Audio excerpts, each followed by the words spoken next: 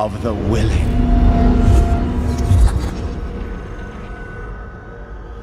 We call thee home.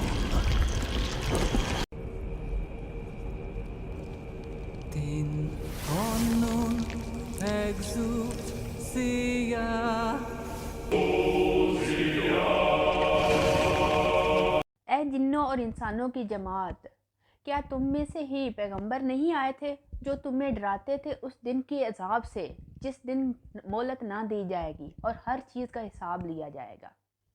پیارے دوستو، اس بات سے یہ پتہ چلتا ہے کہ اللہ تعالیٰ نے جس طرح انسانوں کے لیے پیغمبر مبعوث فرمائے، اسی طرح اللہ تعالیٰ نے جنات کے لیے بھی پیغمبر مبعوث فرمائے۔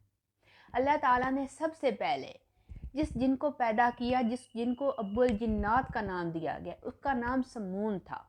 حضرت آدم علیہ السلام کی پیدائش سے تقریباً 40,000 سال پہلے اللہ تعالیٰ نے سمون نامی جن کو پیدا کیا، تو اللہ تعالیٰ نے اس کو آگ کے ایک بہت بڑے شعلے سے پیدا فرمایا۔ بعض کتاب میں یہ درج ہے کہ پہلے جن کا نام مارج تھا، لیکن زیادہ تر روایات یہی ہیں کہ پہلا جو جن تھا جسے ابو الجنات بھی کہا جاتا ہے، اس کا نام سمون تھا۔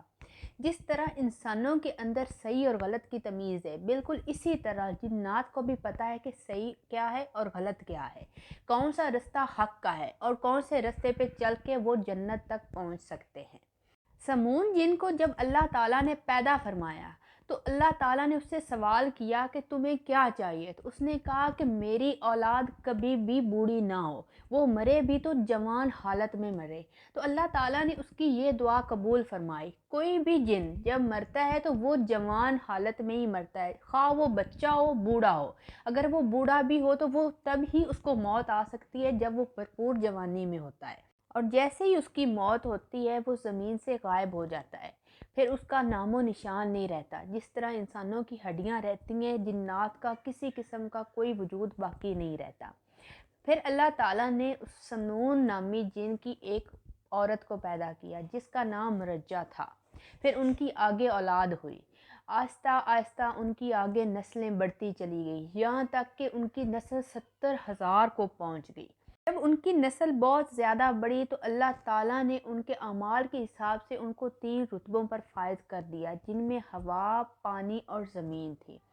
شروع میں سب بہت ہی نیک اور اللہ تعالیٰ کو ماننے والے تھے، لیکن آہستہ آہستہ ان کی آپس میں لڑائیاں بڑھنے لگیں، اللہ تعالیٰ کے وہ نافرمان ہونا شروع ہو گئے اور ان میں بھی بہت زیادہ برائیاں آ گئی۔ انہوں نے آہستہ آہستہ زمین میں قتل و غارت اور فتنہ فساد پھیلانا شروع کر دیا۔ اللہ تعالیٰ نے ان پہ ایک بادشاہ کو مقرر کیا جس کا نام یوسف تھا۔ روایات میں ہے کہ اللہ تعالیٰ نے یوسف کو پیغمبری اور نبوت عطا فرمائی تھی۔ حضرت یوسف نے ان کو اللہ تعالیٰ کے رستے پر بلانے کی کوشش کی، لیکن جنات کے گروہ نے حضرت یوسف کو شہید کر دیا۔ اس کے بعد اللہ تعالیٰ نے غم و غصے میں آ کر دوسرے آسمان سے ایک لشکر بھیجا جو 4,000 جنات پر مشتمل تھا، جن کی سربراہی ابلیس نے کی۔ اس کو لشکر جن بھی کہا جاتا ہے۔ انہوں نے جب زمین پر حملہ کیا تو تمام جنات کو بھگا دیا، جزیرے، پانیوں میں اور کھنڈرات میں ان کو بھیج دیا، یہاں تک کہ زمین کو بالکل جنات سے پاک کر دیا انہوں نے۔ لیکن بہت سے مفکرین کا یہ ماننا ہے کہ حضرت یوسف کو صرف بادشاہت ملی تھی، وہ نبی نہیں تھے۔ اللہ تعالیٰ نے ان کو نبوت کے عہدے پر فائز نہیں کیا تھا، جبکہ پہلے پیغمبر جن کو اللہ تعالیٰ نے باقاعدہ جنات کی طرف پیغمبر بنا کر بھیجا تھا، ان کا نام حضرت عامر بن عمیر بن حجان تھا۔ ان کو جنوں کے ایک گروہ نے شہید کر دیا جب انہوں نے نبوت کی دعوت دی اور حق کے رستے پر بلایا، تو جنات کے گروہ نے اسے بری طرح مارا پیٹا اور یہاں تک کہ شہید کر دیا۔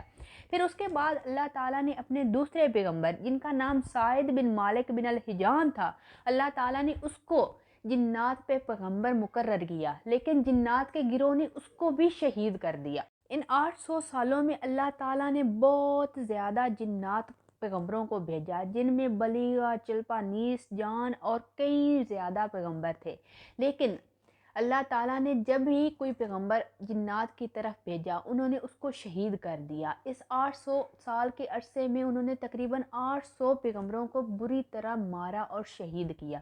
جب اللہ تعالیٰ نے یہ سلسلہ دیکھا اور یہ 800 سال تک چلتا رہا تو اللہ تعالیٰ نے آسمان کی طرف سے ایک لشکر بھیجا جس نے جنات پر حملہ کر دیا، اور وہ حملہ اتنا شدید تھا کہ اس میں کوئی بھی کافر جن باقی نہ بچا۔ وہ لشکر عزازیل کی سربراہی میں زمین پر بھیجا گیا تھا، اور سب ہی جنات جو کافر تھے ان کو انہوں نے مار بگایا، اور باقی جو بچے انہوں نے خنڈرات اور ویرانوں میں جا کر پناہ لے لی، لیکن جو بچے تھے وہ نیک جنات میں سے تھے۔ عزازیل نے جب باقی کافر جنات کو مار بگایا تو انہوں نے اللہ تعالیٰ سے دعا کی کہ یا اللہ مجھے زمین پر رہنے دیا جائے۔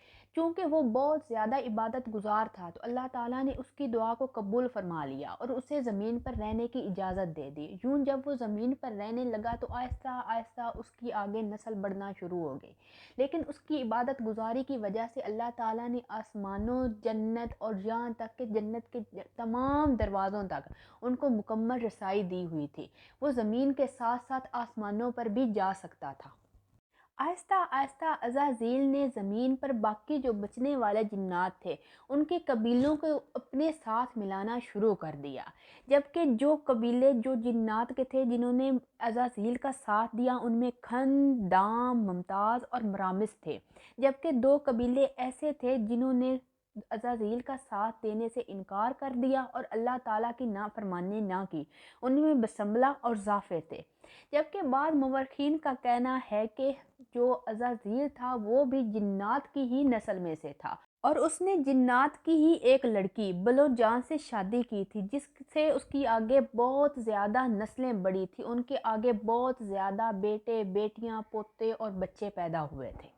جب تمام سرکش جنوں کا خاتمہ کیا گیا تو وہ وقت وہ تھا جب اللہ تعالیٰ نے حضرت آدم علیہ السلام کو تخلیق کرنے کا فیصلہ کر لیا تھا۔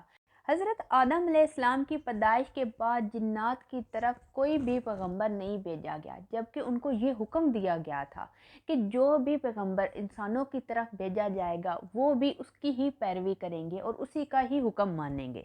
لیکن جناتوں کی شر انگیزی اور نافرمانی بڑھتی چلی گئی، یہاں تک کہ اللہ تعالیٰ کے پیارے پیغمبر حضرت سلیمان علیہ السلام نے ان پر قابو حاصل کیا اور ان کو دوبارہ وہیں پر بھیج دیا، انہی کھنڈرات میں جہاں پر ایک بار پہلے ان کو بھیجا گیا تھا۔